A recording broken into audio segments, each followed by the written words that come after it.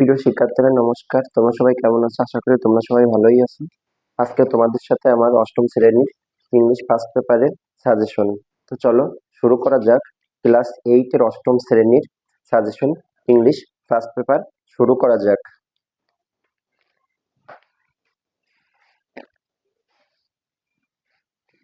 Poem 1, a little plant.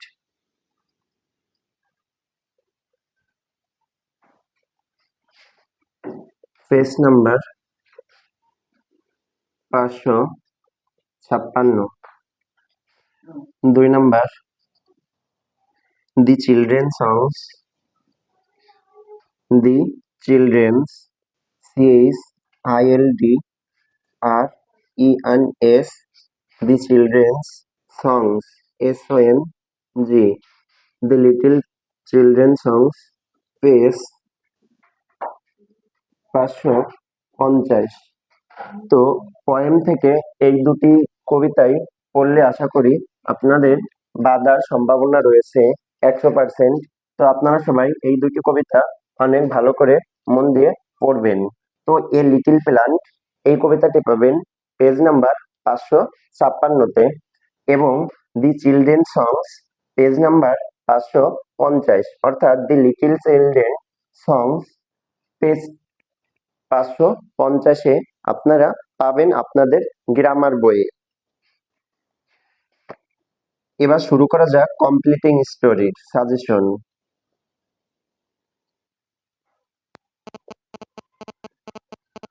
Completing story.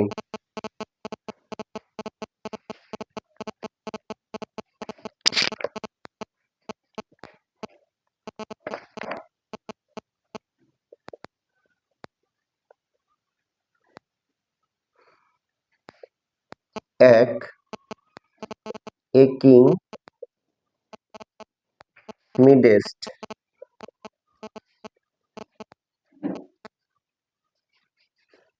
2, a hare and টর্টারিস।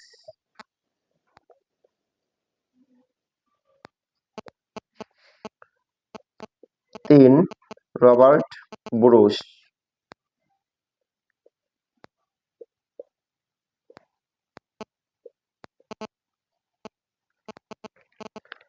তো completing স্টোরির জন্য এই 3টে কমপ্লিটিং স্টোরি পড়লেই হচ্ছে। আশা করি এই 3টে কমপ্লিটিং পড়লে আপনারা 100% মার্ক পাবেন।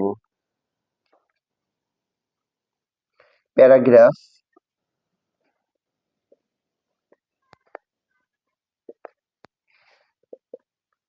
1, উইন্টার মর্নিং।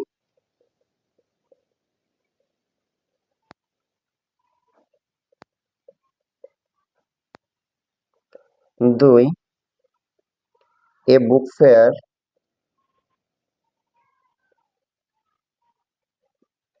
3, এ tea stall.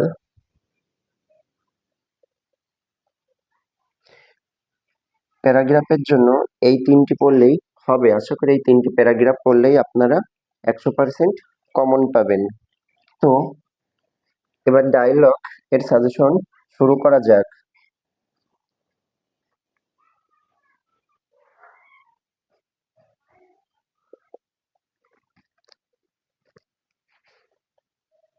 1, birthday present.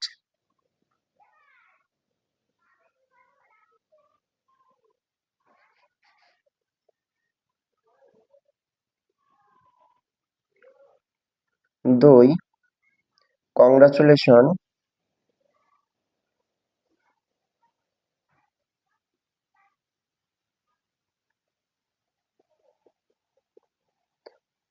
1, brilliant.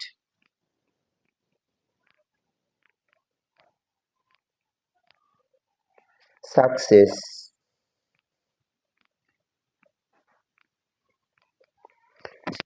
তো ডায়লগের ক্ষেত্রে এই দুটি ডায়লগ পড়লেই আশা করি কমন থাকবে আপনাদের। তো এই ছিল অষ্টম শ্রেণীর ইংলিশ প্রথম পেপারের সাজেশন। তো আশা করি এইগুলো পড়লেই আপনারা আপনাদের রিটেন পার্টটি খুব ভালোভাবেই কমন পাবেন এবং পরীক্ষায় খুব ভালোভাবেই লিখতে পারবেন। তো ইংলিশ প্রথম পত্র প্রশ্নের প্যাটার্নটি আপনাদের একবার দেখানো যাক, যাতে আপনাদের ইংলিশ প্রথম পত্রের প্রশ্নের প্যাটার্ন সহ সাজেশন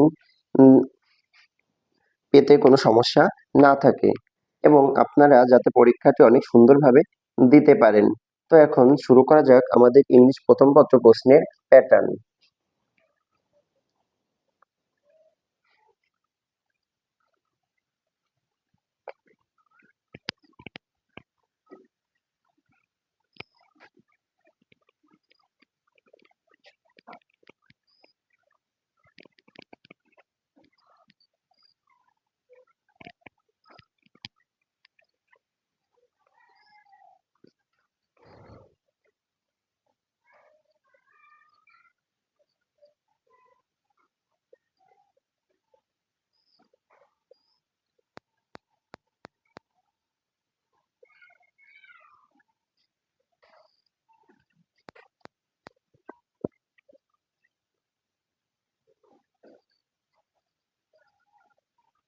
সিন প্যাসেজ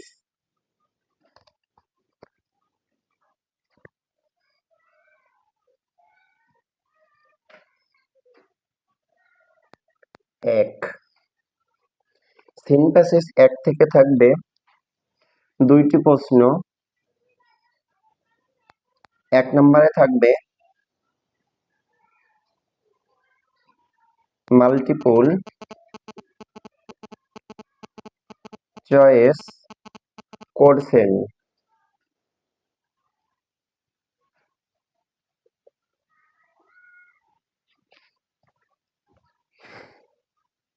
অর্থাৎ টিক। দুই নম্বরে থাকবে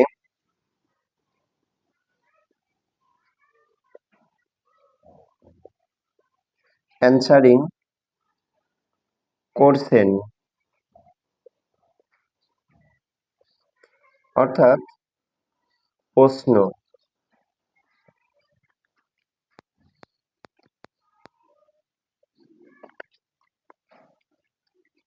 সিন প্যাসেজ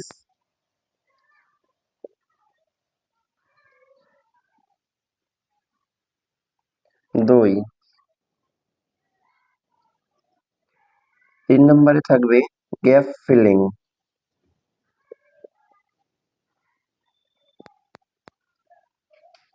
অর্থাৎ ড্যাশ।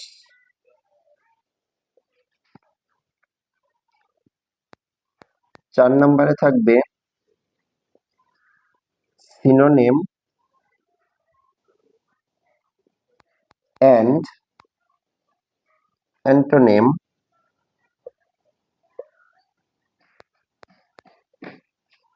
অর্থাৎ সমার্থক ও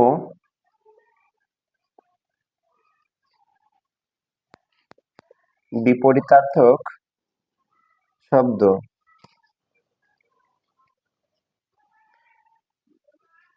পাঁচ নম্বরে এবার থাকবে আনসিন প্যাসেজ।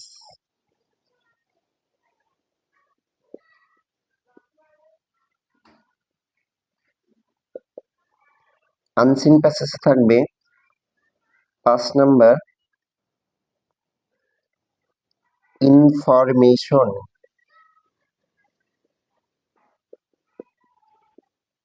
ট্রান্সফার,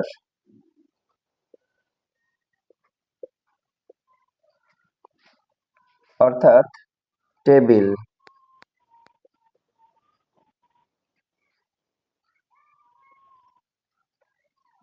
6 নম্বরে থাকবে ট্রু ফলস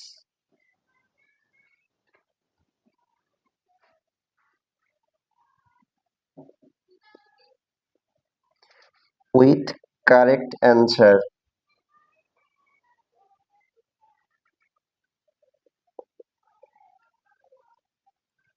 অর্থাৎ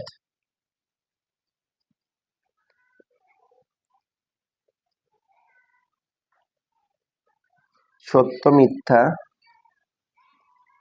সত্য এবং মিথ্যা,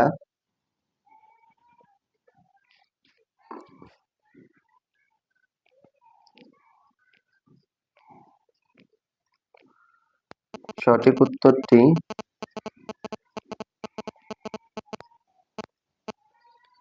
লিখতে হবে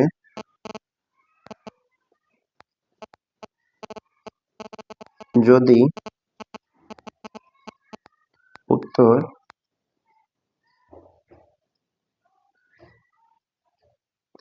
মিথ্যা হয়। 7 নম্বরে থাকবে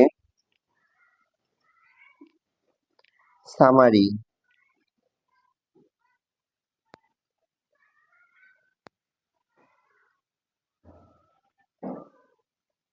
অর্থাৎ সারসংক্ষেপ।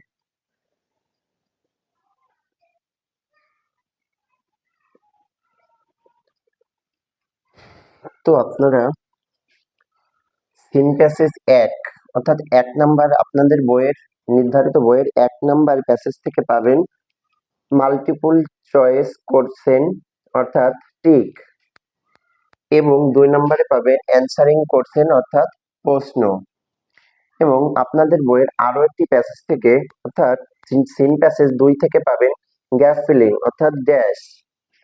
4 নম্বরে থাকবে সিনোনিম এন্ড অ্যান্টোনিম অর্থাৎ সমার্থক ও বিপরীতার্থক শব্দ। এবার আনসিন প্যাসেজ অর্থাৎ আপনাদের বইয়ের বাইরে থেকে যে প্যাসেজটি দেয়া হবে সেটি হচ্ছে আনসিন প্যাসেজ, অর্থাৎ আনসিন প্যাসেজ থেকে আপনারা পাবেন 5, 6 এবং 7 নাম্বার প্রশ্ন। 5 নম্বরে থাকবে ইনফরমেশন ট্রান্সফার অর্থাৎ টেবিল। 6 নম্বরে থাকবে true and false with correct answer, সত্য এবং মিথ্যা, যদি উত্তরটি সঠিক হয় তাহলে ট্রু লিখতে হবে, এবং যদি উত্তরটি মিথ্যা হয় তাহলে অবশ্যই সেখানে কারেক্ট অ্যান্সার লিখতে হবে। এবং 7 নম্বরে থাকবে সামারি অর্থাৎ সারসংক্ষেপ। এটিই ছিল আপনাদের সিন প্যাসেজ 1, সিন প্যাসেজ 2 এবং আনসিন প্যাসেজ থেকে প্রশ্ন। তো এখন আমরা এগুলো 1 থেকে 7 পর্যন্ত বাদ দিয়ে আমরা এখন চলে যাব 8 থেকে শুরু করে 13 পর্যন্ত।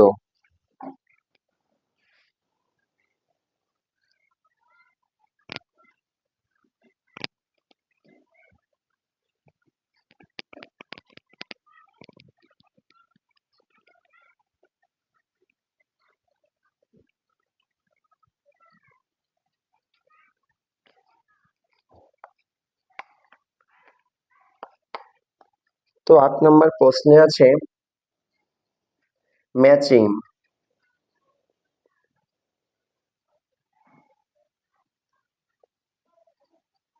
অর্থাৎ মিলকরণ।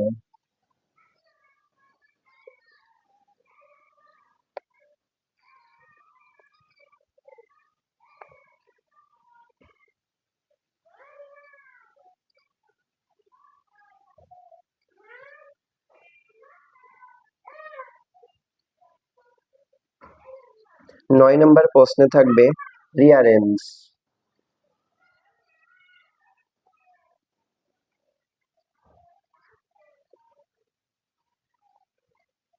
অর্থাৎ সাজানোর প্রক্রিয়াকরণ।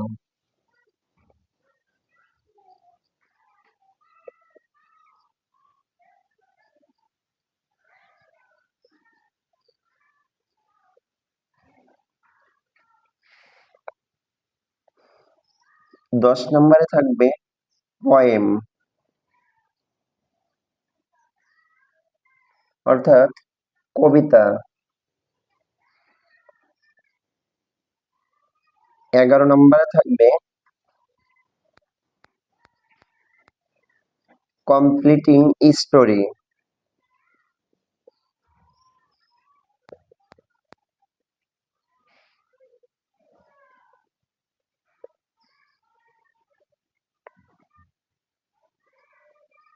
12 নম্বরে থাকবে প্যারাগ্রাফ।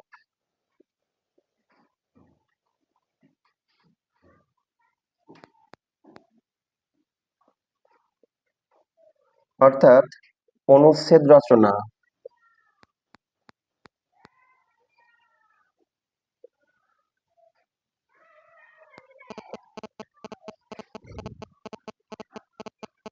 কমপ্লিটিং স্টোরি অর্থাৎ পরিপূর্ণ গল্প তৈরি। পরিপূর্ণ গল্প তৈরি। এবং সর্বশেষ নাম্বার হলো 13। 13 নম্বরে থাকবে ডায়লগ।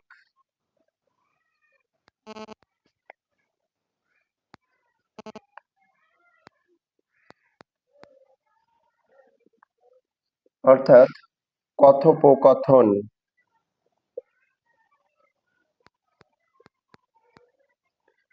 এই ছিল আপনাদের প্রশ্নের প্যাটার্ন।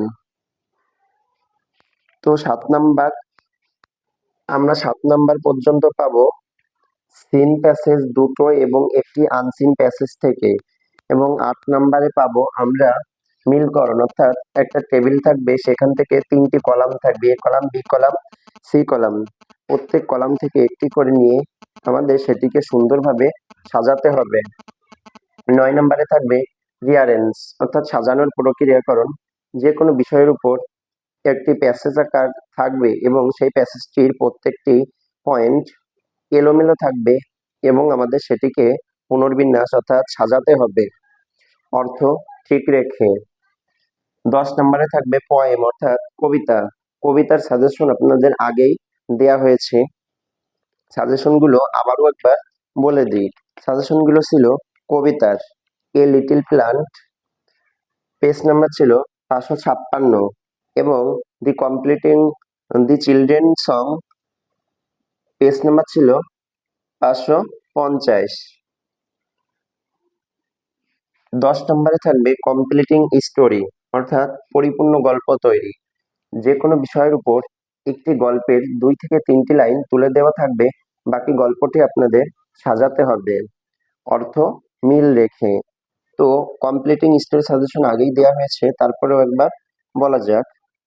1 নম্বরে থাকবে এ কিং মিডেস্ট, 2 নম্বরে থাকবে এ হেয়ার অ্যান্ড টর্টাস, 3 নম্বরে থাকবে রবার্ট ব্রুস, এবং 12 নম্বরে আছে প্যারাগ্রাফ অর্থাৎ অনুচ্ছেদ রচনা। প্যারাগ্রাফের জন্য থাকবে এ রাইটিং স্টোরি, এ বুক ফেয়ার, এ টি স্টল। 13 নম্বরে থাকবে ডায়লগ অর্থাৎ কথোপকথন।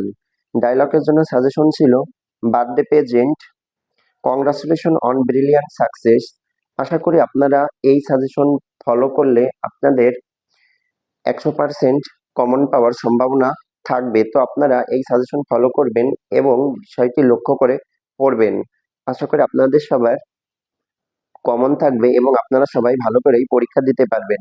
আর পরীক্ষার প্রশ্নের প্যাটার্ন তো আপনাদের দেখানো হলো, আপনারা সবাই প্রশ্নের প্যাটার্ন ফলো করে সুন্দরভাবে পরীক্ষা দেবেন। যদি আপনাদের এরপরেও প্রশ্নের প্যাটার্নে বা কোনো সাজেশন বুঝতে কোনো সমস্যা থাকে, আপনারা কমেন্টের মাধ্যমে আমাকে জানাবেন। আমি চেষ্টা করব কমেন্টের মাধ্যমে আপনাদের সমস্ত প্রশ্নের উত্তর দেওয়ার। তো আপনাদের যদি আমার চ্যানেলটি ভালো লেগে থাকে তাহলে আপনারা আমার সাথেই থাকবেন এবং আমার চ্যানেলটিকে লাইক, কমেন্ট, শেয়ার করতে ভুলবেন না, এবং আমার ফেসবুক পেজটিকে লাইক, কমেন্ট, শেয়ার করে আমার পাশেই থাকবেন। এই বলে আজকের ক্লাসটি শেষ করছি।